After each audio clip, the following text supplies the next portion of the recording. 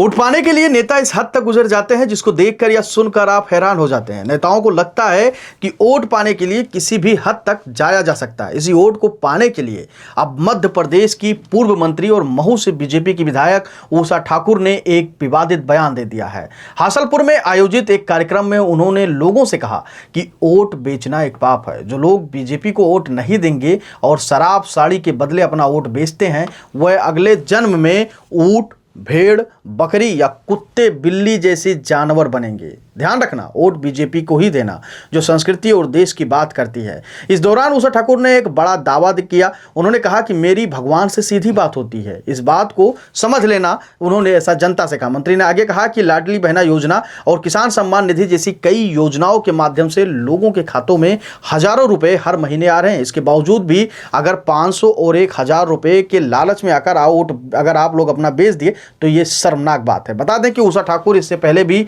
अपने बयानों को लेकर सुर्खियों में रही हैं। नवरात्रि पर होने वाले गरबा महोत्सव को लेकर पूर्व मंत्री उषा ठाकुर ने मध्य प्रदेश सरकार से मांग की थी कि गरबा महोत्सव में बिना पहचान पत्र के लोगों को प्रवेश न दिया जाए। उन्होंने कहा था कि नवरात्रि का पर्व शक्ति और साधना का पर्व है। संपूर्ण समाज अपनी शक्ति में वृद्धि करे, शास्त्र और शास्त्र की साधना करे, यही अपेक्षा नवरात्रि हम सब सनातनियों से करती है। उन्होंने कहा था कि मेरा मानना है कि गरबा में ID कार्ड अनिवार्य होना चाहिए। जो आए अपनी पहचान छुपा करना है। आप सभी अपनी पहचान के साथ आइए, अपने घर परिवार के साथ शामिल होइए। अगर कोई आपत्ति होती है तो उसका भी इलाज किया जाएगा और कोई आपत्ति नहीं है, लेकिन आप पहचान छुपाकर लव जिहाद को बढ़ावा नहीं दे सकते। यानी कि उनका साफ तौर पर उस समय मुस्लिम समाज के लोग टारगेट पे थे। उनका साफ तौर पे कहना था कि ये लोग गरबा में आकर लव जिहाद फैलाते हैं। और अब जिस प्रकार से उन्होंने ये बड़ा दावा और बयान दिया है कि मेरी भगवान से बात होती है, अगर वोट बीजेपी को नहीं दोगे तो कुत्ता, बिल्ली, भेड़, बकरी आदि बन जाओगे। इस पूरी खबर को लेकर आपकी क्या कुछ राय है?